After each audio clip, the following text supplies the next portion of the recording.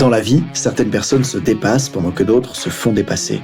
Bienvenue sur Obsession Progression, le podcast des compétiteurs qui sont obsessifs de l'amélioration. Je m'appelle Nathan Delacoste, je suis préparateur mental spécialisé dans les sports extrêmes. J'accompagne surtout des athlètes internationaux comme les skieurs et snowboarders en équipe de France.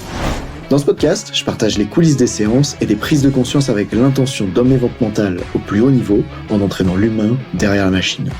Pour cette quête de performance, je vous parle à la fois mindset, cohésion de groupe, discours d'avant-match, résilience et gestion des émotions. Prenez une bonne dose d'inspiration à chaque épisode, ils sont rendus possibles par Ready to Rock.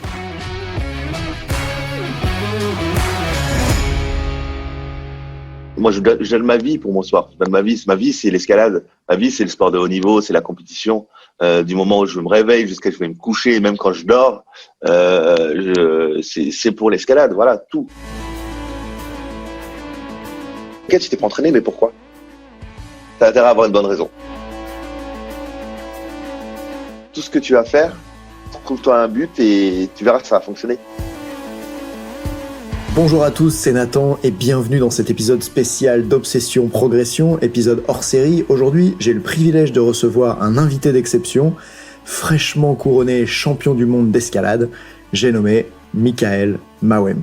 Alors qu'il vient de faire cette performance extraordinaire et la plus grande de sa vie, tout début août 2023, en gagnant la finale de bloc, j'ai eu l'idée de vous offrir une interview assez secrète que j'avais réalisée avec Mika. En effet, tout début 2021, j'ai lancé une formation en ligne qui s'appelait Secret d'athlète d'élite, dans laquelle, pendant 1 heure, je posais à des champions médaillés au niveau international toutes les questions que j'avais sur leur préparation mentale, et c'est ce qu'on a fait avec Mikael Mawem en décembre 2020. Réservé à mes clients jusqu'ici, pour fêter son titre de champion du monde, j'ai décidé de vous offrir l'interview complète à vous tous sur le podcast, pas seulement un extrait comme je l'avais fait sur YouTube auparavant. C'est aussi une occasion pour moi de remercier un de mes amis les plus proches, Mathieu Carpentier, préparateur physique de l'équipe de France d'escalade à Voiron, proche de Grenoble, pour nous avoir mis en contact à l'époque et permettre la création d'un tel interview. Pourquoi je partage avec vous cet épisode qui auparavant était réservé à mes clients? Parce que, bien sûr, c'est extraordinaire pour nous tous d'apprendre d'un champion du monde, mais je crois que ça peut l'être encore plus quand on se questionne sur qui il était avant même de devenir le numéro 1 mondial. C'est aussi ce qui s'est passé pour Tess Le 2, championne du monde de ski freestyle Big Air cette année, souvenez-vous, pour qui dans un précédent épisode hors série l'hiver dernier, j'avais aussi partagé une interview réalisée 2 ans avant cette performance. Alors, on pourrait dire que j'ai du talent pour interviewer les sportifs avant qu'ils ne deviennent champions du monde, championnes du monde, mais en fait c'est pas vraiment le cas. Parce qu'au moment où vous entendez Mika dans l'épisode qui vient, il est déjà champion d'Europe et en route pour les Jeux Olympiques de Tokyo à l'époque. Alors, vous vous apprêtez donc là maintenant à entendre Mikael Mawem qui vit sa passion pour l'escalade du matin au soir dans le corps et dans toutes ses pensées. Mais qu'est-ce qui anime vraiment Mikael ? Quels sont les défis mentaux qu'il relève au quotidien pour aller et rester au sommet? Dans cette interview exclusive, il va vous partager l'importance du soutien familial, du mental dans la préparation et la compétition. Il raconte ce qu'il faut pour rester au sommet, même dans un sport moins médiatisé. Il soulève un point crucial, la relation entre la performance des autres et la sienne, et comment il gère ce défi mental. Mais ce n'est pas tout. Au cours de cet épisode, Mikael évoquera les hauts et les bas, l'importance d'essayer sans cesse et la conviction qu'il faut se donner une chance de réussir. Il parlera de ses routines, de la gestion des blessures et bien sûr de l'importance de l'entourage. Vous découvrirez aussi comment il gère les attentes, la pression de la performance et la nécessité d'accepter l'échec et de s'y confronter. Bref, un programme super stylé. Alors, que vous soyez sportif de haut niveau, coach ou simplement curieux à propos de la performance, ce témoignage sincère et inspirant de Mikael, c'est une véritable leçon de vie et de persévérance. Un épisode juste riche en enseignements que je suis ravi de partager avec vous. Préparez-vous à 1 heure de motivation pure. C'est parti. Salut, moi c'est Mikael Mawem. Je représente les frères Mawem aujourd'hui. Je parle toujours on parce qu'il y a mon frère aussi avec moi. Donc on est 2 athlètes qui font de l'escalade à haut niveau depuis pas mal de temps. On est en équipe de France depuis 6-7 ans pour moi et mon frère 8-9 ans. Donc ça fait une longue carrière déjà et elle n'est pas finie. Voilà, notre spécialité donc c'est l'escalade. Moi l'escalade de bloc, mon frère l'escalade de vitesse. Actuellement, on pratique les 3 disciplines, le bloc, la vitesse et la difficulté, parce qu'on a pris notre qualification aux Jeux Olympiques à Tokyo cette année, l'année prochaine, ouais. Ouais. Et voilà, donc on est un peu actuellement les deux bon, déjà on est les deux seuls athlètes français qualifiés aux Jeux Olympiques hommes, et aussi on est un peu, on va dire, les ambassadeurs de l'escalade en France, de l'escalade, on va dire sportive, en salle, donc en salle, en artificiel, voilà. Ok, génial. Merci pour cette belle présentation. Écoute, tu mets en avant un truc qui est super intéressant. Tu dis que tu as ton frère qui lui aussi est qualifié au jeu comme toi. Et j'ai pas la chance que tous les sportifs que je rencontre, ils soient la famille comme ça qui va au jeu, entre guillemets. Et je me demande, toi, comment est-ce que tu expliques que tu sois pas le seul athlète de ta famille qui soit à un tel niveau? Comment t'expliques que vous soyez deux frères à un tel niveau mondial? Je pense que bon, ça vient déjà de la base de notre vie, à nous, de ce qu'on a vécu. On est une famille de 6 enfants. On est 6 enfants, on est les deux seuls sportifs sur les 6. Mais en fait, toute notre famille, on est vraiment parti de rien. Mais quand je dis de rien, on part de zéro et c'est pas. Ma mère, elle a toujours eu beaucoup de difficultés dans sa vie. Elle a fait en sorte de nous donner de quoi manger et d'avoir un toit, voilà, le minimum pour pouvoir vivre. Elle a vraiment galéré pour nous. Et en fin de compte, nous, dès qu'on a commencé à grandir, dès qu'on a commencé à pouvoir avoir un tout petit peu d'autonomie, la seule chose qu'on s'est dit, donc quand je dis un peu d'autonomie, grandir, c'est voilà, moi je sais que c'est à partir de 7 ans, quoi. Voilà, à partir de 7 ans, avoir 7 ans entre frères et sœurs, voilà, on a fait en sorte de s'élever ensemble, de s'aider tous ensemble. Pour construire chacun donc ce qu'il veut faire, hein, bien sûr, de se construire, et en délaissant un maximum ma mère et mon beau-père aussi. Et en fait, ça nous a très tôt mis dans un moule où chaque chose qu'on va faire, c'est où on le fait pas, c'est parce qu'on en a pas envie, ou on le fait à fond. Et en fin de compte, quand on le voit au niveau de notre famille, moi, donc je parle de mes frères et sœurs, je parle des frères et sœurs qui font pas de sport. Ils ont tous fait un choix de vie et ils sont allés à fond. Ma sœur, elle est aide-soignante et elle a un boulot plutôt simple d'aide-soignante, mais elle y allait à fond. Elle a 3 enfants. Elle fait tout en sorte que ses enfants soient au mieux possible. Voilà, elle a fait en sorte de s'acheter sa maison. Voilà, elle y allait à fond dans sa vie pour s'occuper de ses enfants parce qu'elle aime ça. Voilà. Okay. Donc ce que toi tu me dis du coup, c'est que à 7 ans, tu vois ta mère qui galère et là tu te dis maintenant tout ce que je fais, soit je vais pas le faire, soit je vais le faire à fond. C'est ça? Je pense pas que je me le suis dit à 7 ans, mais j'ai réagi comme ça à 7 ans.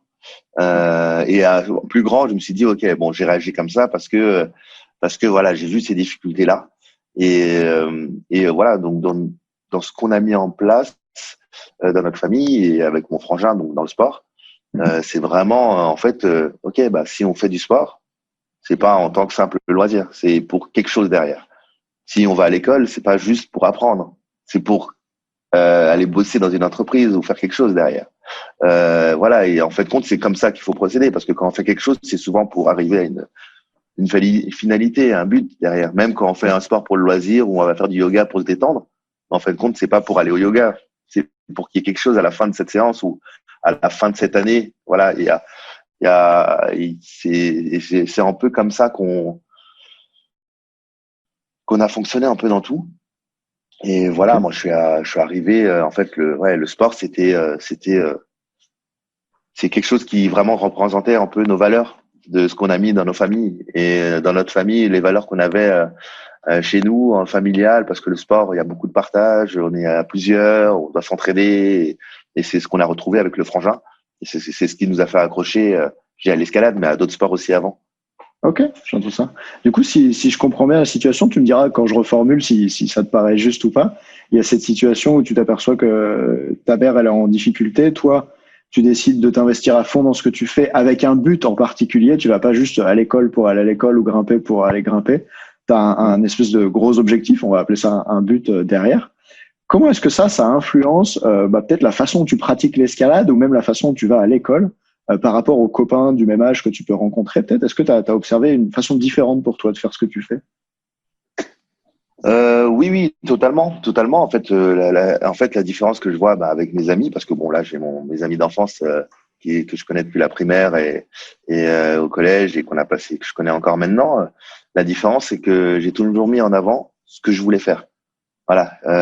Et ça veut dire que le jour où j'ai commencé à faire du sport, j'étais à toutes les séances de sport qui avaient ouvertes dans la semaine. L'école, ça n'a jamais été mon truc, mais ça n'a jamais été mon truc, donc je peux pas parler de l'école parce que du coup, je suivais pas trop forcément ça. Mais je sais que quand je me suis mis à un sport, donc j'ai commencé. D'abord, j'ai commencé par la musique, le violon. J'ai commencé par du violon. J'ai fait du violon pendant 3-4 ans. Euh, et, et je sais qu'en fait, chaque moment où je pouvais aller faire du violon, j'y étais.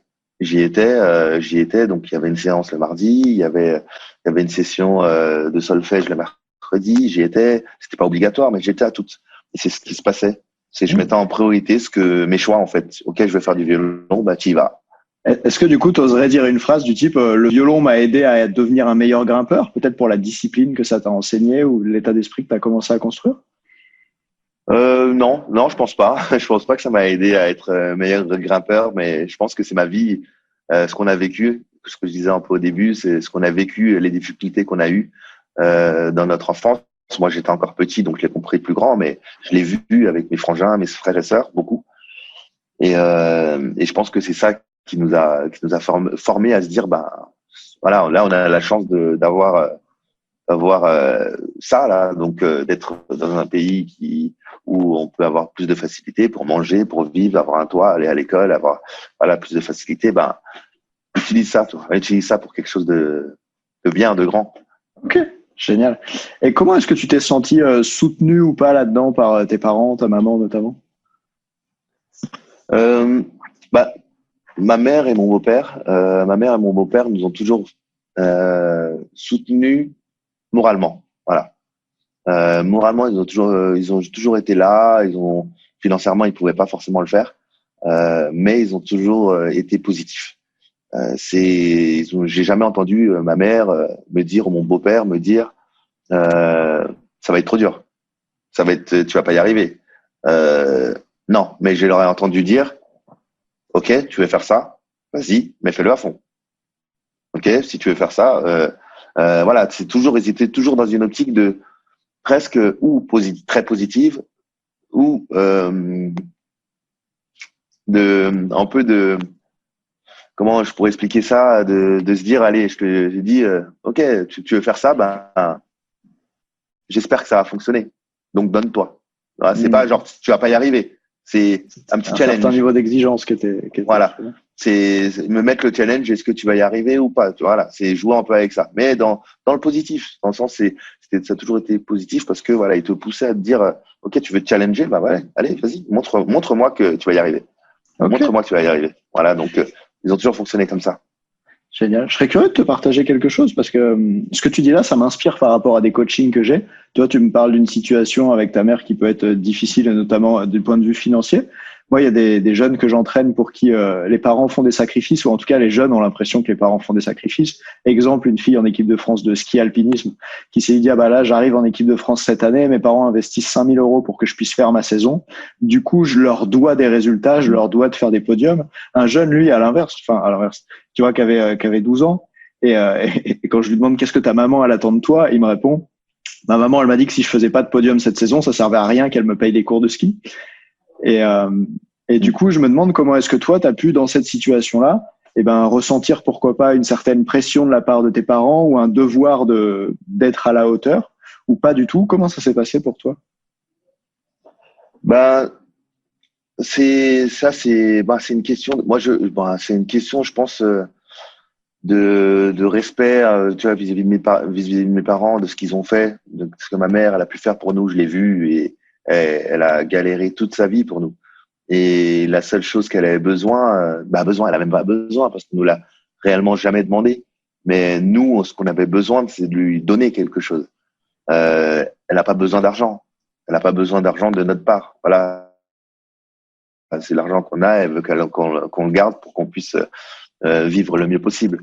L'amour, on lui en donne tout le temps. voilà, on l'a. Mais la seule chose que nous, on se disait, qu'est-ce qu'on peut donner à nos parents? C'est un peu de fierté, voilà, de se dire, ah, mes fils, ils ont réussi, ou ce qu'ils font, ils le font à fond, ça marche. Derrière, se dire que elle, au fond d'elle, elle peut se dire, ok, j'ai galéré avec eux pendant 40 ans pour qu'ils puissent avoir une vie décente. J'y suis arrivé. Voilà. Ok. Regarde où j'ai mis mes fils, sachant qu'on est parti de zéro. Voilà, maintenant ils sont là. J'ai gagné, quoi. Et c'est même pas pour lui dire, c'est que qu'elle ressente. Et c'est ce qu'elle ressent, c'est ce côté fierté. J'ai réussi à faire ce que je voulais. D'accord. Et toi, la volonté comme ça de rendre fière ta maman, elle puisse se dire ça, est-ce que c'est quelque chose que tu avais en tête avant les compétitions, le jour même peut-être? Parce que moi, j'entraîne des jeunes qui des fois ne dorment plus de peur de décevoir leurs parents le jour J, tu vois. Et je me demande comment c'est pour toi ou comment c'était. En fait, là-dessus, réellement, j'en parle parce que c'est ce que j'ai pu mettre en place. En fait, tout ce qu'on a mis en place pour nos parents, notre famille, pour les Mawem, tout ce qu'on a mis en place, ça venait de nous, donc on n'y pensait pas au moment des compétitions ou autres, parce que c'est pas ça qui va nous faire mieux grimper, c'est pas ça qui va nous amener des résultats. C'est ce qu'on aura mis en place avant, voilà. Et le résultat va faire que nos parents seront extrêmement fiers, ou voilà, c'est cool, c'est bien, voilà. Donc dans tous les cas, je viens souvent et même à l'entraînement, c'est souvent ça. C'est pas vraiment le résultat qui va compter, c'est l'intention que tu vas y mettre dedans. Et le résultat, oui, c'est le top, c'est le summum, c'est voilà, tu as fait ça et en plus tu as le résultat, ok, c'est top, tu as la médaille. Mais en fin de compte, si tu en donnes autant et t'as pas la médaille, tu peux pas dire j'ai loupé quelque chose, ou les gens vont pas être fiers de moi. Mais non, ils ont vu que tu étais à fond, ils ont vu que tu as tout donné, et ça c'est largement suffisant, et c'est comme ça que je procède à l'entraînement aussi. Quand je m'entraîne, je réussis presque jamais. J'ai très peu de réussite dans mon entraînement, mais je sors d'une bonne séance quand je me dis waouh, j'ai senti que j'ai donné de l'énergie, j'ai senti que j'étais concentré toute ma journée, j'avais l'intention, j'étais là, et c'est vraiment ça c'est vraiment là-dedans c'est ce que je recherche dans le sport ou dans ma vie, et ce que je donne aussi aux gens, c'est que quand je vois les gens s'entraîner ou faire quelque chose, c'est que je leur dis, oui, là, c'est bien, tu n'y arrives pas. Ok. Mais en fait, compte, ce que je remarque, c'est que tu t'es pas donné à fond. L'attention, j'ai pas l'impression que tu as donné ton 120% et que tu étais plutôt à 90, ou plutôt juste à la limite, tu as essayé d'atteindre le 100%. Et voilà, c'est vraiment ce côté intention qu'on a mis. Et voilà, donc moi, quand je pars en compète, je suis pas dans une optique où il faut que je rende mes parents fiers, je le fais pour mes parents, ma famille et tout ça.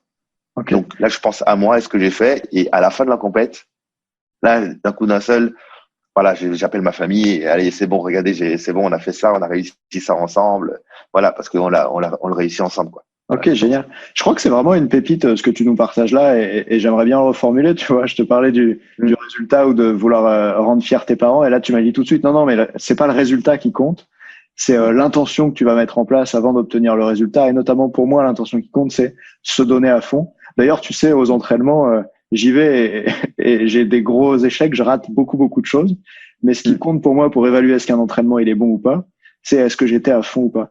Et en fait, c'est génial que tu me partages ça comme ça, parce que par exemple, j'entraîne un biathlète, et lui, s'il a pas 5 balles dans la cible au tir à chaque fois, il devient fou, quitte à des fois à quitter le pas de tir. Tu vois, s'il tire les 3 premières balles et qu'il a raté les 3 premières, il finit même pas les 2 tirs suivants. Il s'en va, tu vois. Et j'ai l'impression que toi, tu as un état d'esprit qui est très différent, en fait, c'est pas le résultat qui compte pour moi, c'est quelle est l'intention que je mets en place, je me donne à fond et ensuite on verra. Comment tu fais pour avoir cet état d'esprit-là? Parce que c'est quand même pas facile d'accepter de rater ces tentatives. Je parlais avec Anouk Jobert, tu sais, qui est champion du monde d'escalade de vitesse la semaine dernière, tu vois. Et on parlait de ces sports où des fois tu peux avoir un record et puis après pendant 3 ans tu vas pas le battre. Comment tu fais tous les jours pour en fait faire moins bien qu'avant et l'accepter entre guillemets, continuer de t'entraîner dur malgré ça.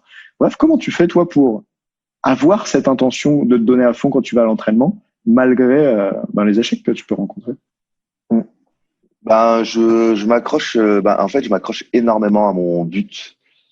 Quand je dis le but, pour moi, il y a les objectifs. Donc, il peut y avoir les objectifs à court, moyen, long terme. Et il y a le but. Voilà. Et le but, mon but, c'est ça, c'est au-dessus de tout. C'est quand tu arrives à ton but, en tout cas, quand tu arrives à ton but, c'est que tu changes, tu fais autre chose. Et je m'accroche à ça. Et ce but-là, je l'ai depuis que j'ai commencé l'escalade, par exemple. C'est que je vais être champion du monde. Je vais être champion du monde, ou en tout cas, ça a changé un peu en grandissant parce que j'ai compris que c'est pas forcément être champion du monde qui est top, mais c'est faire partie des meilleurs du monde pendant une période. Donc, ça, c'est mon but. Et en fait, je m'accroche à ça et je me dis que chaque séance où c'est difficile, où je m'énerve, où ça marche pas, et même essayer d'avoir cette intention au max, de donner mon maximum, des fois, ça fonctionne pas, j'arrive pas à m'exprimer. Ça arrive qu'il y ait des séances comme ça. Tu as envie de tout lâcher dans ta séance. Et là, je me pose juste ces bonnes questions. C'est quoi le plus important? C'est quoi le plus important? Est-ce que c'est t'énerver là dans cette séance ou t'arrêter plein milieu de la séance ou la continuer et accepter le fait que tu rates, accepter le fait que tu sois nul, pendant que les autres à côté soient forts, sachant que d'habitude ils seront plus nuls que toi. D'accepter ça. Et si tu arrives à accepter ça, c'est des petits pas qui vont être utiles à ton but. Et toujours je reviens sur mon but, c'est ok, tu vas arriver à ton but, mais accepte ça, vas-y, continue tes séances. Et si tu n'arrives vraiment pas à mettre ta séance en place, donc ça arrive, moi ça m'est arrivé à plein de fois de commencer ma journée et je vois que ça se déroule pas, je me prends des claques et des claques et d'une, le résultat n'est pas là et deux, l'intention n'est pas là, j'arrête. Voilà, j'arrête. Mais j'arrête en le décidant, c'est pas en me disant, en le subissant, en me disant, ok, c'est les difficultés qui m'ont fait arrêter. Non, c'est le choix, j'ai pris le choix d'arrêter ma séance. Ok, ça ne marche pas aujourd'hui, t'arrives pas à l'accepter, tu vois que les nerfs, ça te puise encore plus mentalement, j'arrête ma séance. Voilà. Et si j'arrive, mais ça, c'est vraiment la dernière alternative. Donc, je vais essayer, mais si je vois que ça marche pas, j'arrête ma séance. Donc, et sinon, voilà, je m'attache énormément à mon but ou des fois à mes objectifs à court terme. Parce que ça aussi, ça peut te permettre de te booster à te dire, ok, sauf que là, si tu craques cette séance, tu craques cette semaine, ton objectif dans 2 mois là, ça va avoir quel impact sur ton objectif dans 2 mois? Ça sera énorme. Donc, reste à l'entraînement. Tu subiras, mais reste à l'entraînement et essaye quand même, du coup, d'arriver à ce stade où tu donnes ce que tu as, tout ce que tu as, même si c'est pas beaucoup. Donc, l'intention, c'est ce que je disais, l'intention, des fois, on arrive dans l'intention à tout donner, mais en fin de compte, il faut réussir à donner ce que tu as. Là, aujourd'hui, tu n'as que 50%, donne 50%. Et tu auras donné tout ce que tu as. Voilà, demain, t'as 80, tu donnes 80. Demain, après-demain, 100, tu donnes 100. Voilà, l'optimal, c'est de pouvoir toujours donner 100%, même plus. Mais voilà, ouais, je m'accroche vraiment sur mon but, des fois mes objectifs un peu plus proches, parce que ça aussi, ça te permet de se dire, là, c'est tout proche. Je peux pas me permettre de m'énerver contre ça, parce que c'est dans 2 semaines que je dois tirer contre cette cible, et si je commence à m'énerver sur cette cible où j'en loupe une, là maintenant c'est pas possible, je vais pas pouvoir continuer ma course. Donc j'y vais, je continue. Et demain j'essaierai de faire mieux. Après-demain j'essaierai de faire mieux. La semaine prochaine aussi. Donc je m'accroche vraiment à pourquoi je fais du sport, pourquoi je fais de la compète, et je m'accroche à ça tout le temps. Et sinon je serais plus là en fait depuis longtemps. Si je m'étais pas accroché à ça, toutes les difficultés que j'ai rencontrées dans l'entraînement, tenir l'hygiène de vie, dans les difficultés que amène le sport de haut niveau, et surtout quand on est dans un sport pas tant connu, pas tant médiatique, et où il faut trimer pour pouvoir en vivre, pour pouvoir en faire longtemps.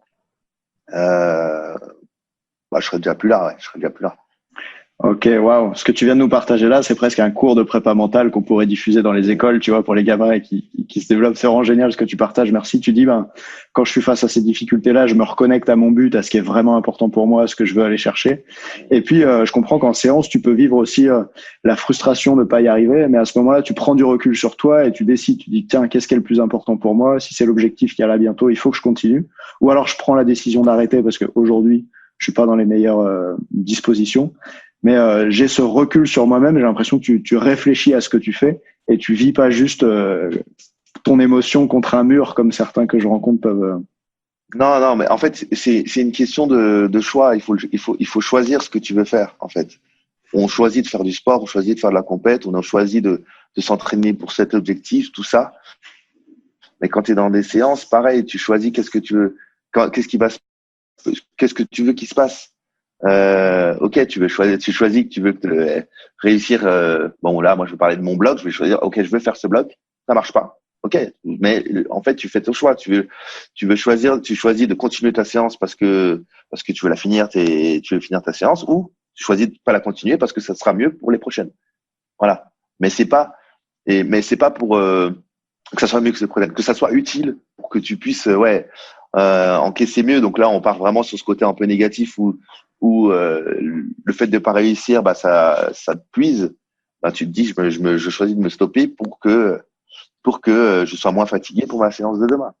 Demain, ça va peut-être pas forcément marcher, mais au moins, tu auras pris un choix la veille. Et ce choix que tu auras pris et que tu auras pris et que tu seras conscient que c'est vraiment ta seule décision. Hein. C'est pas un de tes coachs qui vient te dire, je ne veux plus. C'est pas un de tes coachs qui vient te dire, arrête ou continue. C'est toi qui as pris cette décision-là et du coup, tu pourras prendre. Le lendemain, tu pourras juste dire, ok, j'ai fait le choix de faire ça, de m'arrêter. Ok, vas-y, c'est bon. Maintenant, je suis un peu mieux qu'hier. Ça va peut-être pas marcher, mais je suis un peu mieux. Ok. J'ai pris le choix de continuer. Ok. Bah, j'ai pris le choix de continuer. Et là, à la fin de ta séance, tu seras content parce que tu as pris le choix de continuer.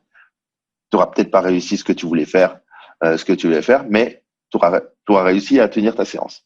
Et là, tu seras content de dire, ok, j'ai quand même fini ma journée, sachant que elle a commencé en m'énervant, voilà. C'était vraiment pas top. Mentalement, voilà, mes réactions étaient pas top, j'arrivais pas à me contrôler, mais j'ai quand même réussi à continuer ma séance. Parce que je l'ai choisi. Et Okay. je fonctionne comme ça. Donc, tu as aussi une partie auto-analyse de ce que tu as fait et tu repenses après ta séance aux décisions que tu as prises et aux émotions que tu as vécues pendant la séance? Ouais, bah en fait, c'est ça qui te permet de dire, ok, j'ai réussi. En fait, on parlait d'intention, de se dire, bah je mets un maximum d'intention. Mon but, c'est d'être au max au niveau de l'intention que je vais mettre.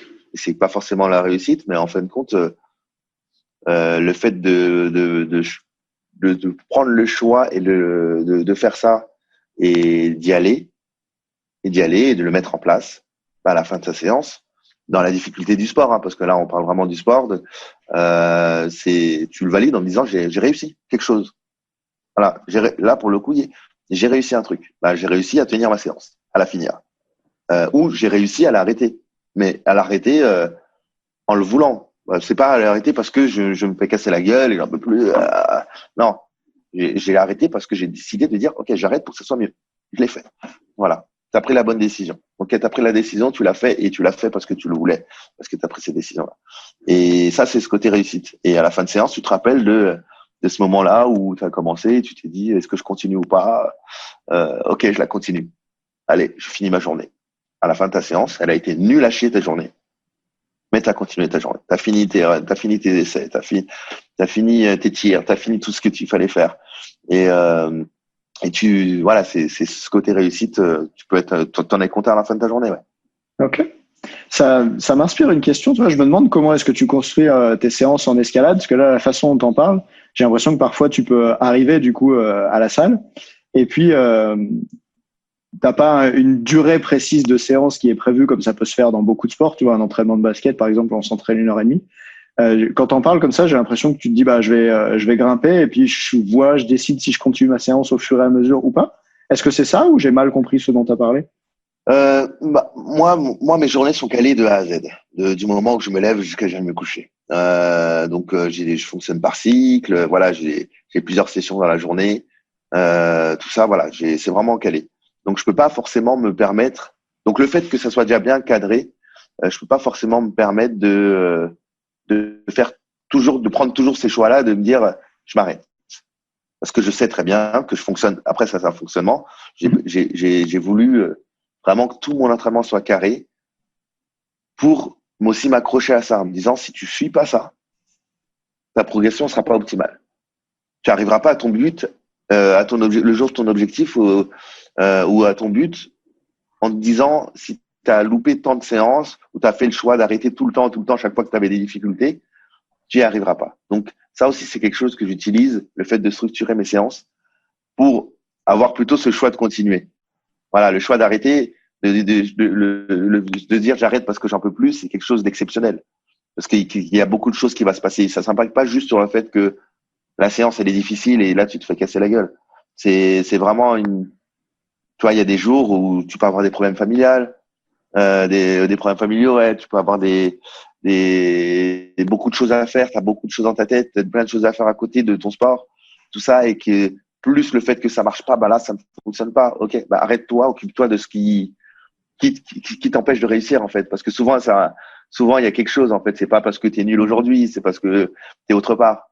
T'es pas vraiment dans ta séance et tu t'arrêtes pour régler tout ça. Mais je structure à fond mon entraînement, à fond mes journées pour être sûr que voilà, que j'ai ce côté. Si je suis pas mes séances, il y a de grandes chances que ça sera pas optimal pour mon objectif. Ok. Donc, booste-toi pour y arriver. Ouais, Voilà. Donc, et ça, c'est un conseil que je donne. Hein. C'est vraiment ça, c'est un conseil que je donne à plein de gens. C'est que ceux qui y vont au feeling tous les jours, ça marche. Mais il faut quelqu'un derrière toi qui soit là pour cadrer, voir ton niveau, voir si t'es fatigué, voir si t'es en forme mentalement, physiquement. Et ça peut fonctionner pour moi. Mais il faut que tu aies un coach derrière tous les jours, du moment où tu arrives à la salle, à ton échauffement jusqu'à que tu partes. Voilà. Et moi, j'ai pas ça. J'ai pas ça. Et en tout cas, le monde de l'escalade, c'est un peu plus compliqué. Là, il n'y a pas encore les moyens suffisants pour que chacun ait son entraîneur à dispo. Donc, j'ai décidé de structurer tout ça pour pouvoir savoir où je vais et que ça me booste à me dire ok là il faut ça me booste et je sais que il faut que je suive ça et si j'arrive à le finir ça sera top. Voilà, que je réussisse pas mais que je finisse mon cycle, ça sera top. Ok, merci d'avoir précisé la façon dont tu structures tes entraînements et l'importance que ça a pour toi. C'est plus clair pour moi maintenant, je te remercie. À propos des difficultés dont on parlait juste avant en escalade, ça me fait réagir. Tu vois, alors moi, je grimpe pas beaucoup, mais j'ai des amis qui grimpent toutes les semaines. Et ils me disent que l'escalade, c'est un sport très ingrat. Ingrat dans le sens où dès que tu t'arrêtes, tu perds énormément. Et toi, qu'est-ce que tu peux dire par rapport à ça? Est-ce que même parfois, tu as eu des périodes de blessures qui ont provoqué des arrêts? Et comment tu as géré le fait de t'arrêter et que peut-être le niveau diminue et d'essayer de revenir ensuite au meilleur niveau? Comment ça s'est passé pour toi? En fait, je fonctionne. Ça c'est bon. Après, ça va vraiment dépendre de combien de temps tu t'arrêtes. Mais bien sûr, dans tous les cas, qu'on s'arrête une semaine, 2 semaines, un mois, 2 mois, dans tous les cas, on perdra quelque chose. On va perdre quelque chose. Donc, en une semaine, parce que ça m'arrive d'avoir des semaines de repos, j'ai besoin de 2-3 jours de réadaptation. Même si c'est une semaine de repos, je me suis tapé des gros cycles juste avant. C'est une semaine de repos, j'ai besoin de 2-3 jours pour me remettre au niveau sensation. Donc, on perd quelque chose, on perd la sensation. Au bout de 2-3 semaines, tu peux peut-être de repos, tu peux perdre un peu de volume. Voilà, tu sais, en fait, quand tu es sportif, en tout cas à notre niveau, on sait à peu près, et dans chaque sport, on sait à peu près qu'est-ce qu'on va perdre en fonction du temps. Voilà. Mais moi, je viens plutôt en me disant, ok, pas qu'est-ce que je vais perdre, mais qu'est-ce que je peux faire pour que ça revienne vite, plutôt. Et donc, ça joue. Qu'est-ce que tu vas faire pendant le moment où tu es blessé ou pendant le moment où tu es en repos. Prendre un repos en mode canapé, Netflix et 12 heures par jour et manger, boire et faire un peu la fête avec des amis. Tu sais que tu vas sortir de ton repos, tu auras besoin de pas mal de jours pour gérer, pour revenir parce que tu as mal géré ton hygiène de vie. Mais demain, tu prends une semaine de repos et tu te lèves à la même heure que quand tu t'entraînes. Tu vas te coucher à la même heure quand tu t'entraînes. Tu gardes le même rythme comment tu manges quand tu t'entraînes. Tu fais comme si tu t'entraînais pas, sauf que tu vas pas à l'entraînement. Tu ressors de ta semaine de repos, tu es surfort. Tu fais ça pendant 2-3 semaines parce que tu es blessé, un mois et demi, tu vas perdre en volume, en force, tout ça. Mais en fait, le fait d'avoir été carré, tu vois, dans toute ta tête, et c'est ta tête qui commande un peu tout, mais vraiment, ça va dire juste, en fait, compte, tu t'es arrêté 2 mois, mais de faire du sport, d'être à la salle, mais en fin de compte, tu t'es entraîné tous les jours à avoir une hygiène de vie, à te coucher tôt, à faire ci, ça, et tu vas arriver, tu vas être léger, tu vas te sentir frais, voilà. Et ça va du coup faciliter ta reprise. Physiquement, déjà sur le plan physique, c'est sûr et certain. Et sur le plan mental, ben tu seras bien parce que tu pourras juste te dire, j'ai réussi à être carré malgré que je m'entraînais pas. J'ai réussi pendant que j'étais blessé. Je me suis blessé, cassé une jambe. Ben, j'ai continué à faire quand même des petites choses sur le haut du corps. Pas trop parce que moi je suis pas dans une optique quand tu te blesses, il faut. Moi quand je me blesse le bas du corps, je suis pas en train de me dire allez je vais bourriner dans le haut du corps. Non, j'essaie plutôt essayer de garder le rythme. Va un peu faire 2-3 trucs, être en activité, mais essayer de garder le rythme au niveau de ton hygiène de vie et au niveau de ton hygiène de vie, ton rythme, hein, ton rythme en général de vie comme si tu faisais du sport. Et nous dans le sport de haut niveau, le niveau on l'a, le niveau physique on l'a. Qu'est-ce qui va jouer souvent, c'est notre hygiène de vie, comment on gère tout ça, comment on le cadre. Et si tu arrives à le garder ça malgré les blessures, malgré toutes ces difficultés qu'on peut avoir et qu'on doit se reposer, ben ça change la donne à la reprise, énormément. Ok. Wow. Est-ce que tu peux nous parler de, peut-être jusqu'à maintenant, la plus grosse difficulté mentale que tu as rencontrée et comment tu l'as surpassée, ou en tout cas une de ces difficultés dont tu voudrais bien nous parler? La plus grosse difficulté que j'ai pu avoir et que j'ai en plus encore un peu. Ah, bah alors, si elle est encore là, c'est génial. Enfin, c'est génial. Un peu, mec, je la travaille, mais du coup, j'ai eu beaucoup de stades. C'est avec des membres de l'équipe. Des membres de l'équipe, des potes de grimpe, mais en même temps qui sont mes concurrents. Et c'est un peu cette difficulté-là d'aller en compétition et de pouvoir me dire, j'ai cette personne-là, donc un de mes concurrents, qui est un des gars que qui grimpe avec moi, que je m'entraîne tous les jours. Je connais son niveau, il connaît le mien, je sais tout, en fait, je le connais comme si c'était moi. Lui, il me connaît comme si c'était lui et réussir à le vivre correctement en compétition quand on est concurrent. De presque savoir à quoi tu vas t'attendre. Voilà. Et qu'est-ce qui est dur pour toi à vivre à ce moment-là? C'est le fait de savoir de quoi tu vas t'attendre, à quoi tu vas t'attendre. Donc je te donne un exemple dans notre discipline, le bloc. On a plusieurs passages dans plusieurs blocs. Quand on passe sur un passage, donc sur un bloc, par exemple, si mon collègue que je connais très bien, il passe devant moi, s'il revient, donc on a 5 minutes pour le faire. S'il revient au bout de 2 minutes, c'est qu'il a réussi. Voilà. S'il revient pas au bout de 5 minutes, c'est qu'il a pas réussi, tout simplement. Et sauf qu'à partir de ce moment-là, moi, je connais son niveau, je connais ses aptitudes, je sais dans ses points forts, ses points faibles, je sais ce que j'arrive et où je suis plus fort, voilà, les différences entre nous. Et ça, à ce moment-là, toi, tu passes derrière, tu sais qu'il a réussi. Donc, des fois, c'est quelqu'un aussi, il peut être un peu moins fort que toi, des périodes. Et tu sais qu'il a réussi, du coup, dans ta tête, tu te dis, s'il a réussi, normalement, je dois y arriver. Voilà. S'il a pas réussi, je peux peut-être passer devant lui. Sauf que des fois, tu arrives devant le bloc et là, tu vois le bloc et tu dis, ça, c'est un truc dans ses aptitudes. Il a pas réussi un truc dans ses aptitudes, dans ses points forts. Ok. Ça va être chaud. Voilà. Et c'est un peu, ça, c'est une grosse difficulté que j'ai eue.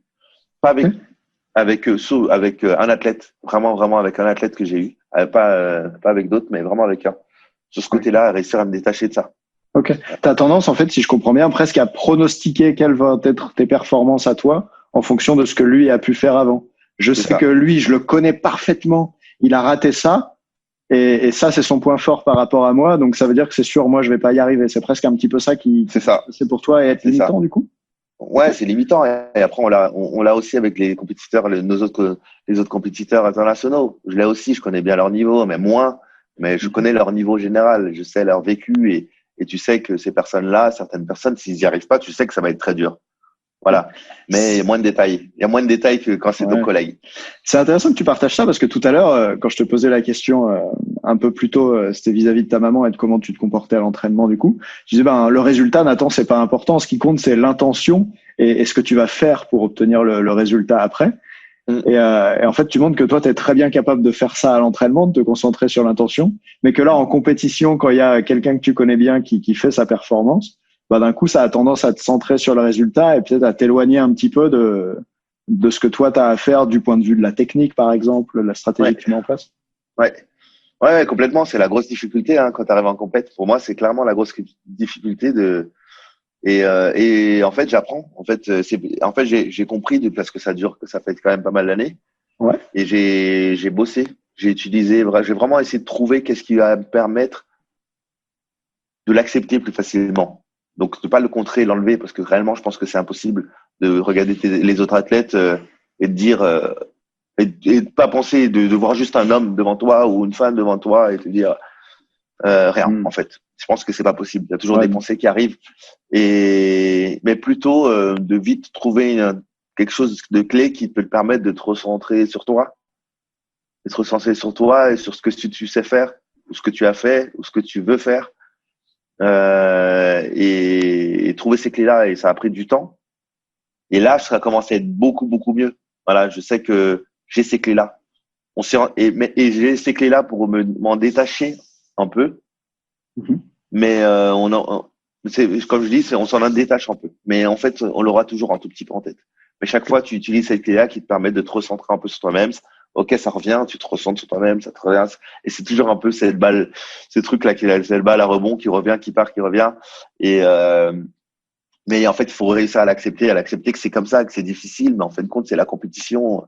Et c'est quand tu es challengé et tu vas avoir ça, tu vas être stressé. Quel compétiteur qui est pas stressé quand il va faire une compète? Teddy Riner, il est stressé quand il va faire une compète, même s'il sait que avant, on va dire il y a 4-5 ans, il était indétrônable, mais il arrivait avec cette pression quand même, c'est sûr et certain. Bon, jusqu'à il y a encore un an, il avait pas perdu un combat en 10 ans. C'est vrai. Tu dis 4-5 ans. Oui. C'est ça. Encore récemment. Donc, ouais, c'est vrai. Quand tu le partages comme ça, on voit que tu as déjà fait des progrès parce que tu dis, les pensées, dans tous les cas, elles vont être là et aujourd'hui, je me bats pas contre, j'accepte qu'elles soient là. Il faut accepter et se recentrer sur soi. C'est intéressant que tu le partages comme ça parce qu'il y a beaucoup de sportifs que je rencontre qui, quand il leur arrive quelque chose qu'ils ne voudraient pas que ça leur arrive, par exemple des pensées négatives, ils vont plutôt avoir tendance à rejeter ce truc-là que de l'accepter et en faire quelque chose. Toi, tu dis que tu as trouvé des clés par rapport à ça. Mais j'ai envie de dire, Mika, tu ne peux pas t'arrêter là dans la conversation, tu vois, il faut que tu nous partages. Ouais. C'est quoi ce truc? Comment Bien sûr, tu t'y prends? Bien sûr. C'est quelque chose de plutôt simple, hein. C'est plutôt simple, mais en tout cas, ça marche. En fait, la clé que j'ai trouvée, déjà, elle va se mettre en place à l'entraînement. Donc, comment tu vas être à l'entraînement? Donc, ce que je disais, j'aime bien tout structurer à mon entraînement pour que tout soit carré, pour savoir où j'en suis, qu'est-ce que je fais et valider un peu ce côté, ok, j'ai réussi à tenir mon cycle, à tout ça, à m'entraîner. Voilà. Mon échauffement, par exemple, aussi, c'est aussi un truc clé. Ouais. L'échauffement que je vais faire en compète, il va être le même à l'entraînement, tous les jours. Tous les jours. Et on a tendance, tous les sportifs, à s'échauffer. Moi, en tout cas, ce que je vois autour de moi, c'est que la plupart des sportifs donnent en temps, en compète, ils vont s'échauffer 1h30, 2 heures avant d'attaquer. Beaucoup plus longtemps qu'à l'entraînement, tu veux dire? Et à l'entraînement, ils vont s'échauffer entre 45 minutes et 1h15. Hein, voilà. Donc, déjà, c'est une différence. C'est tout ce que tu vas faire en compétition, essayer de le reproduire à l'entraînement, mais tous les jours. Tous les jours. L'intention que tu veux mettre, l'échauffement, le fait, avant de partir dans ton exercice, de te recentrer, de te concentrer sur toi-même, sur toi, de prendre 2 minutes pour te dire, sans en discuter avec les autres, et tu t'occupes de toi. Voilà, tout ce que tu vas faire en compète, tu le mets à l'entraînement pour pouvoir réussir à le gérer correctement. Et quand tu arrives en compétition, juste, en fait, quand tu as ces moments qui peuvent arriver, où tu as besoin de te recentrer sur toi-même, où ton esprit part partout, là, à gauche, à droite, et tu penses qu'à tes concurrents, à toi, qu'est-ce que tu vas y arriver ou pas, ou voilà, est-ce que ça va être dur la compétition, j'en sais rien. Ok, stop. Est-ce que tu t'es entraîné? Ok, je m'entraîne, je me suis entraîné toute cette année pour cet objectif-là. Donc ça, c'est souvent sur les gros objectifs, hein, mais tu t'es entraîné pour cet objectif-là ou pour ces objectifs-là. Ok, tu as fait tous tes cycles. Tu les as tenus, tes cycles? Ouais, ok. Est-ce que tu as tenu tous tes cycles? Ok. Est-ce que tu as donné toute l'intention que tu avais? Tu as mis tout ce que tu pouvais? Ouais, tu l'as fait. En tout cas, tu as essayé de le faire au mieux que tu pouvais. Ok, c'est bon. Est-ce que tu as bien dormi ces 3 dernières semaines? T'as eu le bon rythme? Oui, tu l'as eu. Est-ce que tu as bien mangé? Ok, c'est bon. Est-ce que tu t'es bien hydraté? C'est bon. Est-ce que la veille, là, tu as bien mangé? Est-ce que tu t'es bien échauffé? Tu te poses toutes ces questions-là de qu'est-ce que tu as fait pour la compétition et est-ce que tu l'as bien fait? Et si tu peux te dire juste oui à tout, tu reviens sur toi en mode Je peux pas faire plus. Ok, mais vas-y avec ce que tu as maintenant. Vas-y, donne. Si tu rates, vas-y, tant pis. Mais ben, en tout cas, tu y arrives. Tu as tout fait pour que tu arrives à cette compétition avec tes meilleures armes. Et je fonctionne comme ça. Après, bon, pendant la compétition, il n'y a pas cet aspect juste physique. Il y a aussi cet aspect un peu aléatoire de la compétition, technique, un peu de vent, un petit glissade. Ça arrive. Ça arrive. Et à ce côté, après, on sort de la compète, on se dit, OK, j'ai tout fait, tout fait. Mais à ce moment-là, j'aurais dû peut-être mieux poser mon pied, mieux si. Mais là, c'est l'aspect technique. On rentre dans un aspect technique qu'on peut pas surcontrôler. Voilà, surcontrôler. Mais l'aspect, tout le reste, on peut le contrôler. Ok, je comprends ça. Voilà, on peut être sûr que voilà, on peut avoir tout bien fait. Et ouais, j'ai l'impression que la façon dont t'en parles et tu te dis, ok, ça, est-ce que j'ai fait à l'entraînement? Oui, ça j'ai fait. L'hygiène de vie, j'ai fait. Ça j'ai fait. Ça j'ai fait. Ça j'ai fait. Ça t'aide à renforcer ta confiance en toi. Et puis d'autre part à te dire, bon bah écoute, maintenant t'as fait tout ce qu'il y avait à faire. T'as les ressources. Alors vas-y quoi. ah, c'est sûr, c'est sûr. Vraiment, je me cale vraiment là-dessus et pour vraiment me délaisser de ce côté, en tout cas, j'enlève ça de ma tête en me disant, est-ce que t'as fait quelque chose de mal? Voilà. Est-ce que t'as fait quelque chose qui peut être pas forcément positif pour ta compétition? Et si tu trouves quelque chose comme ça, comment tu fais pour pas te laisser déborder par ça? Par exemple, tu as été blessé récemment, donc ton niveau d'entraînement il est un peu plus faible, le volume. Et là, tu pourrais dire, ah, mais je me suis moins entraîné que lui, donc je vais forcément être moins performant. Bref, une pensée négative comme ça qui passe. Est-ce que ça, ce que je raconte, ça peut t'arriver à toi? Et si oui, comment tu le gères? J'évite que ça se passe. Voilà. Et j'ai compris ça, c'est pas mal d'années, c'est que, en fait, compte, tu donnes ta vie. Moi, je donne ma vie pour mon sport. Je donne ma vie. Ma vie, c'est l'escalade. Ma vie, c'est le sport de haut niveau, c'est la compétition. Du moment où je me réveille jusqu'à ce que je vais me coucher, même quand je dors, c'est pour l'escalade. Voilà, tout. Donc, t'as pas le choix, en fait, de faire tout au mieux que possible. Et même quand tu fais un truc pas bien, on va dire pas dans ce qu'il faudrait faire pour que ça soit optimal pour le sport. Ça m'arrive. Voilà, je vais faire la fête avec des amis de temps en temps, ça m'arrive. Et un week-end, je vais aller faire la fête, je vais boire des coups et ça m'arrive. Mais en fin de compte, quand je vais faire ça, je décide de le faire, c'est pour quelque chose de positif, parce que j'en ai besoin. Et ça va me permettre de me dire, OK, je n'ai plus besoin pendant 6 mois, j'ai plus besoin d'aller faire la fête avec mes potes. Donc, je fais en sorte que tout ce que je fais pour le sport, ça soit positif. Et il n'y a pas du tout ce côté où s'il y a un truc que tu as fait et qu'il fallait pas faire, ben en fin de compte, c'est que t'es pas un athlète. Là, t'es pas un athlète. Et t'es pas un athlète. En tout cas, t'es pas un athlète. T'es pas quelqu'un qui veut tout donner pour ce que tu veux faire. En tout cas, je suis vraiment strict là-dessus. Hein, c'est que là, on joue un peu sa vie en compète. On joue un peu tout ce qu'on a mis en place. Et il faut pas y aller avec. Il faut pas se mettre des bâtons dans les roues tout seul, en fait, tout seul. Donc, faire en sorte de tout ce que tu fais, ça soit positif et de pas te dire, ah, ça a été négatif. Voilà. Il peut y avoir un truc mauvais dans l'hygiène de vie, ce que je te disais avant, qui est pas forcément top pour le sport, mais qui sera bien pour ta tête. Voilà. Je te donne un exemple. Là, j'étais à La Réunion. J'étais à La Réunion pour une Coupe de France. Je sortais d'une semaine de repos. J'ai fait la Coupe de France. Donc, je me prépare pas pour la Coupe de France, hein, mais je fais la Coupe de France. Et normalement, je reprends l'entraînement juste après. Je suis arrivé le lundi, hop, j'étais encore jour de repos, mais j'ai utilisé le lundi pour pouvoir me dire, ok, comment je vais m'entraîner, parce que c'était un peu difficile, il n'y a pas les mêmes bonnes structures et tout ça, j'ai pas ce qu'il faut pour m'entraîner. J'ai essayé de m'organiser, j'ai essayé de m'organiser, là, il faut que je sois là ce matin, l'après-midi, le soir, j'ai vu que ça allait être super galère, que ça me faisait clairement, ça me faisait clairement chier de mettre tout ce rythme-là pour pas forcément que ça soit optimal. J'ai décidé de me reposer une semaine de plus. Voilà, de me reposer une semaine de plus. Mais j'ai vraiment pris ce choix-là et de le faire parce que j'ai senti que ça allait être vraiment plus dur d'aller essayer de galérer, aller s'entraîner à gauche, à droite, de courir partout. Et j'ai décidé vraiment, je l'ai choisi de m'arrêter cette semaine. Et après, je fais attention un peu à deux choses. Et je suis resté actif. J'ai pas forcément fait de sport, mais je suis resté actif.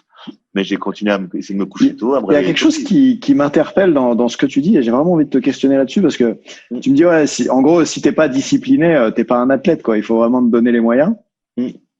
Et après, tu dis, mais là, j'ai trouvé que c'était mieux de prendre une semaine de repos en plus, alors je l'ai prise. Et comment tu fais à ce moment-là pour pas te dire à toi-même, non, bah, Mika, t'es pas un athlète, parce que là, t'es pas discipliné cette semaine-là. Comment tu fais parfois pour ne pas, tu vois, culpabiliser de t'accorder plus de repos, par exemple, d'être moins dans la discipline d'entraînement que tu attends de toi? Comment tu fais pour jauger ce truc-là et dire, tiens, bah, là, c'est ça qui est le mieux pour moi, et ça m'empêche pas d'être un athlète parce que je prends du repos? Bah, déjà, c'est la première fois que je fais ça en l'espace de 8 ans. Je crois que je prends 2 semaines, 2 semaines de repos en 8 ans. Ok. Donc, c'est pas tous les jours. Ouais. Donc, c'est pas tous les jours. Donc, ça m'arrive pas. Donc, déjà, le fait de le prendre, je me dis, bon, tu l'as pas fait depuis énormément de temps. Donc, il y a pas mort d'homme déjà là-dessus. Mais voilà, c'est ce que je revenais sur le fait de se dire, tu prends ta semaine en plus. Ok. C'est pas forcément optimal parce que tu avais tes cycles prévus, tu sais, ça va se décaler, tu vas devoir décaler des choses. Donc, mais fais en sorte que cette semaine que tu as en plus, ça soit pas négatif. Ok, si tu la prends, c'est pour que ça soit que mentalement tu sois détendu, physiquement bah tu auras un peu plus de repos, mais du coup fais en sorte de te coucher tôt, fais en sorte de te réveiller tôt, fais en sorte de bien manger.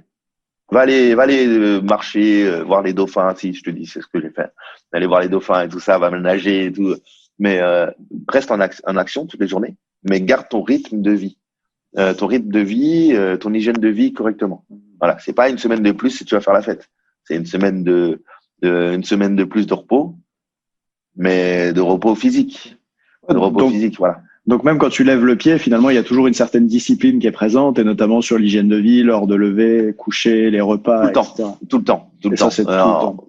Ça, c'est tout le temps, en week-end, à l'entraînement, et c'est ce côté où, en fait, compte chaque chose que tu fais, tu le remets à ton sport, à ce que tu fais, à ton objectif, à ce que tu fais. Et tu te dis, ok, est-ce que quand là, tu vas au centre commercial et tu choisis l'escalator ou les escaliers, je me pose la question, est-ce que c'est bon pour l'escalator? Et c'est vrai, hein, je me pose la question, est-ce qu'il faut que je prenne les escaliers ou que je prenne l'escalator? Ok, prends l'escalator parce que tu vas t'entraîner. Donc, garde tes jambes garde toutes tes jambes tout le maximum pour ton entraînement. Prends l'escalator, prends l'ascenseur. Ok. Et par contre, et pour les plein de gens, je prends l'ascenseur pour 2 étages. 2 étages, et ils comprennent pas. Je leur dis, moi, je m'entraîne 8 heures par jour. Quand je peux me reposer, je me repose. Donc, je prends l'ascenseur. Et en fait, quand tu fonctionnes. Ouais, c'est sympa, toutes ces nuances que tu proposes. Voilà. Ce que je te disais vis-à-vis de ce que tu me dis quand c'était eu au téléphone pour sur ce moment-là, je te disais de le fait d'en discuter, de toutes les questions que tu vas me poser, tout le fait d'en parler, bah ça va me permettre aussi, je l'utilise comme un entraînement. C'est pour ça que je prends le temps, je l'utilise comme un entraînement pour me dire, bah vas-y, demain, t'as dit qu'est-ce que tu lui as dit, qu'est-ce que tu lui as dit hier, que c'est l'intention qui compte. Ok, tu n'y arrives pas aujourd'hui. Alors vas-y. Et c'est pour ça que j'en parle beaucoup et je partage beaucoup à mon entourage, aux jeunes. Si ça t'engageait en fait. Exactement. J'ai dit à Nathan que j'étais discipliné et ce qui comptait pour moi, c'est de se donner à fond. Donc là, maintenant, quand tu iras t'entraîner cet après-midi ou demain, je crois que c'est pas aujourd'hui, demain, tu m'as dit. Ouais. Là, tu seras comptable de ce truc-là, quoi. Exactement. Et c'est ce côté un peu challenge que mes parents ils nous mettaient aussi un peu tout le temps. Ce côté un peu, voilà, tu nous dis que tu veux faire ça, bah fais-le. Faut que je continue de te poser des questions engageantes. Alors, si je peux t'aider comme ça à mieux t'entraîner. Pas trop non plus, hein. Pas trop. D'accord. Et oui. Alors, tout à l'heure, tu parlais de ces gars, et notamment Spot, que tu connais bien, qui s'entraîne avec toi, qui est en compétition avec toi, et qui peut avoir un impact limitant sur tes performances. Moi, je me pose vraiment la question par rapport à ton frère. Est-ce que tu considères que c'est une chance pour toi, ou plutôt quelque chose de limitant, d'avoir un frère en fait, qui va faire les mêmes compétitions que toi, parce que même si tu as dit que tu fais du bloc et que lui fait de la vitesse, là, vous vous préparez à faire les jeux dans lesquels c'est un mélange des trois disciplines. Anouk a expliqué ça dans une autre interview. Et du coup, je me demande, pour toi, est-ce que c'est une chance ou plutôt limitant d'avoir un frère à un tel niveau face à toi? Nous, on l'accepte comme, nous, c'est une grande chance de pouvoir participer à ça ensemble, de pouvoir faire les compétitions, pouvoir s'entraîner. On s'entraîne pas ensemble, mais pouvoir être dans ce même monde ensemble.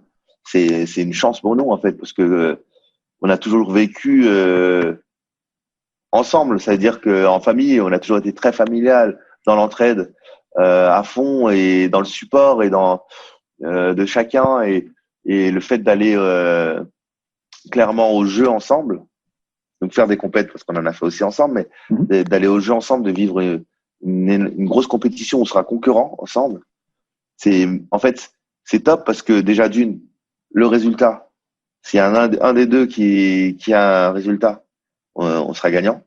Okay, oui, c'est les frères Mawem qui ont le résultat. Voilà, quoi. exactement.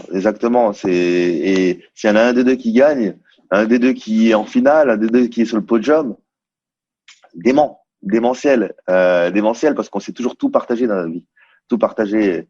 Et bien sûr, oui, on va être en compète, on sera un peu déçu de notre résultat si ça marche pas de personnel, mais on sera content de se dire, moi, si ça marche pas et que mon frère ça marche, je serais en mode putain, j'aurais pu faire ci, ça aurait pu être mieux, nanana, comme on fonctionne toujours quand on a raté une compète.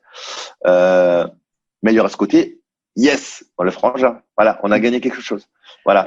Donc, comment tu te sers de lui pour progresser? Je m'explique.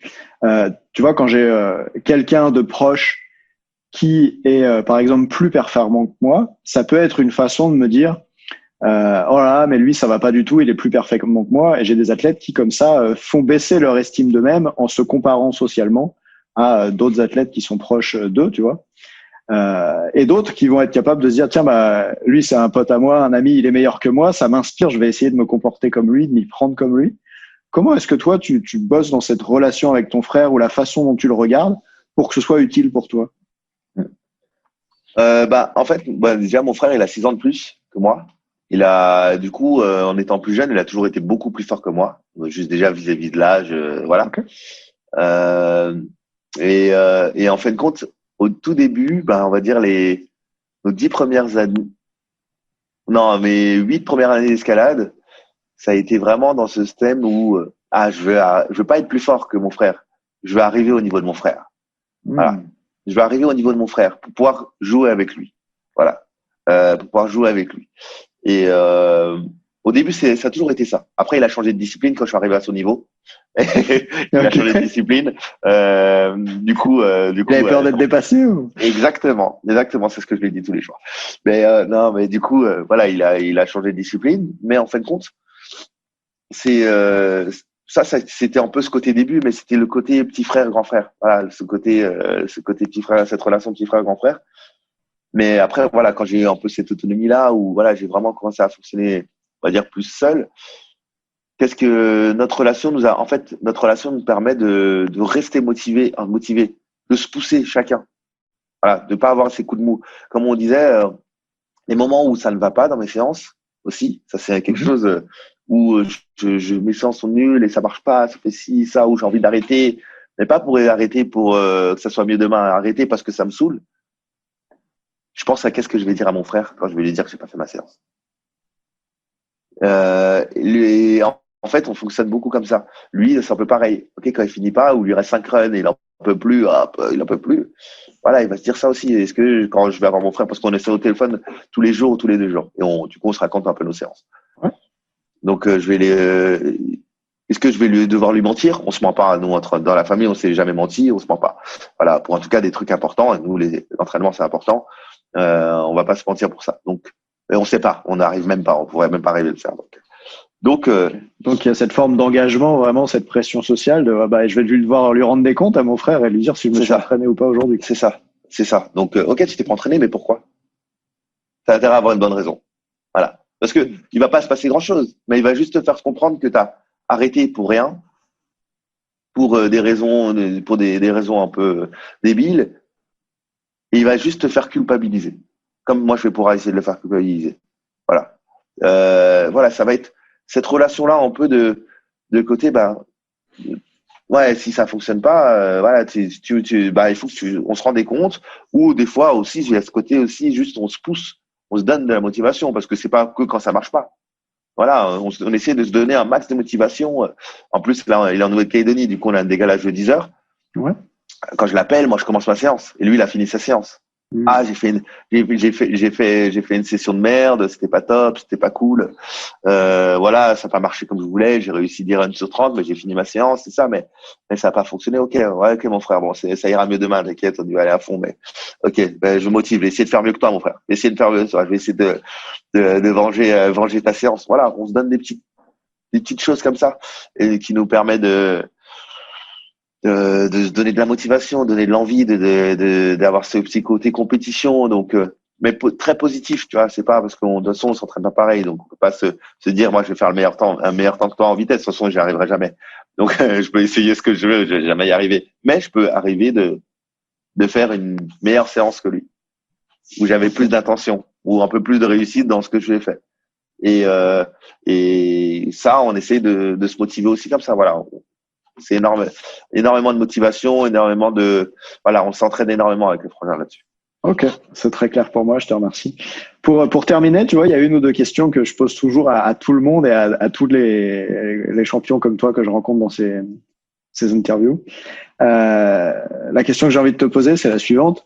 Mika, si tu pouvais parler au toi-même de 15 ou 20 ans, tu vois, au jeune toi, au jeune Mika de 15 ou 20 ans, qu'est-ce que tu lui dirais aujourd'hui? Quel conseil tu lui donnerais? 15-20 ans. Donc, si c'est 15-20 ans, ça va. 15-20 ans, hein, parce que je me suis déjà posé un peu ces questions-là. Ok. Si j'avais 10 ans ou 15 ou 20, voilà. Mais 15-20 ans, qu'est-ce que je me dirais? Je me dirais juste, en fait, continue les cours. Continue l'école, tu es capable, en fait. Comme non, ça, mais ce en sera fait, pas que ton frère qui fait administratif. non, mais en fait, c'est ce côté où on se rend pas compte de ce qu'on est capable de faire, en fait, pour des choses qu'on a envie, en fait. Et on se rend compte qu'on est capable de faire des choses ou de s'investir ou faire des choses qu'on n'arrivait pas à faire avant dans un certain domaine et qu'on arrive à le faire dans un autre parce que on a investi, parce qu'on a cet objectif, ce but, on sait qu'il y a quelque chose de bien qui nous attend derrière, quelque chose de cool. Les études, c'est pour la plupart des gens, c'est quand même le côté un peu chiant, voilà. Mais en fait, compte, on sait que si on bosse, ceux qui arrivent à avoir ce côté-là de quand j'aurai mon diplôme, j'aurai ce travail-là, et là, je serai trop bien. Ils arrivent à travailler. Et il y en a qui arrivent à avoir ce côté un peu, ils voient déjà ce qui va se passer à la fin et ils se voient déjà là-dedans.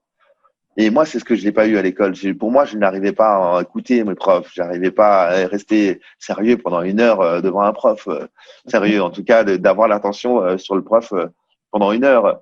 Et du coup, j'arrivais pas à rentrer chez moi et prendre 1 heure pour relire mes cours. Parce que j'en voyais pas l'intérêt. Je me suis pas attaché à qu'est-ce que ça va rapporter après. Après, pas à court terme, mais à long terme. Alors, à ce jeune Mika, tu lui proposerais de trouver un but vis-à-vis de l'école, c'est ça? C'est ça. De tout ce que tu vas faire, trouve-toi un but et tu verras que ça va fonctionner. Ça va fonctionner parce que je l'ai vu après. J'ai réussi à bosser à l'école. J'ai réussi à faire des choses pour avoir mon brevet d'État, quelque chose que je voulais, être prof d'escalade. J'ai bossé plus dur que j'ai bossé à l'école. Mais en fait, compte, j'ai juste écouté et ça marchait en fait. Et juste, ouais, voilà, rester dans cette chose-là, de se fixer son but, son objectif et en fonction de ça, si tu as vraiment envie de ça, ben, ça va fonctionner. Après, j'ai pris la décision du sport. Hein. J'ai switché sur le sport et j'ai pris cette décision-là de mettre tout dans le sport et ça a fonctionné. Voilà. Donc, mais tout le monde n'a pas la chance ou à la possibilité, parce que des fois, c'est les parents aussi. Et moi, mes parents, ils m'ont laissé assumer mes choix. Voilà. Ils m'ont laissé assumer mes choix et je les ai assumés. Voilà. Et, sauf que tout le monde n'a pas cette chance-là. Mais en tout cas, de faire des choix et ces choix-là, vont te permettre d'aller à fond dans ce que tu fais, que ce soit l'école, ton sport ou peu importe quoi. Ouais, donc choisis ton but et assume-le ensuite, quoi. Assume ton choix de but. C'est ça que tu dirais au plus jeune. Ouais. Ok, excellent. Je me demande si toi, il y a une citation qui te vient souvent en tête ou quelque chose que tu te dis à toi-même et qui est une phrase un peu utile pour toi ou moteur, une citation, quelque chose comme ça. Tu as ça? Ouais, je l'ai même sur mon bras là. Tu vois, j'ai posé la bonne question alors. Exactement. Mais en gros, c'est très simple. Hein. C'est juste moi ce qui est écrit sur mon bras, c'est essayer, c'est se donner une chance de réussir. C'est un proverbe assez commun, mais en fin de compte, on revient toujours sur la réussite. Et avant de réussir, il faut que tu essayes. Voilà, très peu de monde réussit sans comme ça. Là. Très peu de monde, ça arrive. Hein. Il y a des gens talentueux qui ont de la chance ou qui sont talentueux, mais ça se compte sur une poignée de main dans le monde. sur nos deux mains dans le monde, mais en fin de compte, ou dans chaque sport. Mais en fait, il faut essayer, en fait. Tu peux essayer, et au bout d'un moment, en fait, ça peut que fonctionner si tu essaies. Et dans le pire des cas où ça ne marche pas, tous les essais que tu auras mis, tout ce que tu auras mis en place pour essayer de réussir, bah, ça va être utile à quelque chose d'autre. Voilà, ça va être utile à quelque chose d'autre. Demain, j'essaye d'être le meilleur du monde pendant une grande période.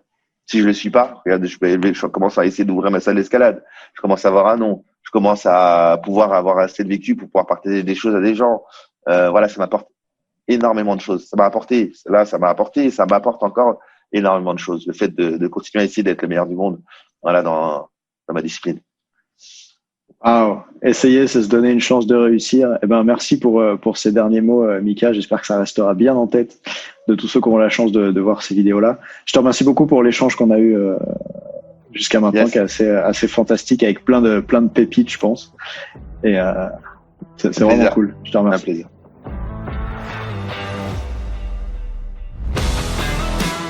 On dit souvent que le mental, c'est 70% de la performance à haut niveau. Pourtant, rares sont ceux qui l'entraînent au moins de 10% du temps.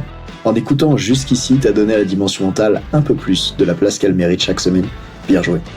Ma mission audacieuse, c'est d'aider le monde du sport à se transformer en profondeur, et je veux faire en sorte que plus aucun coach ne passe à côté de la psychologie de ses athlètes. C'est pour accomplir ça que je crée une tonne de vidéos sur YouTube et des épisodes comme celui que tu viens d'écouter.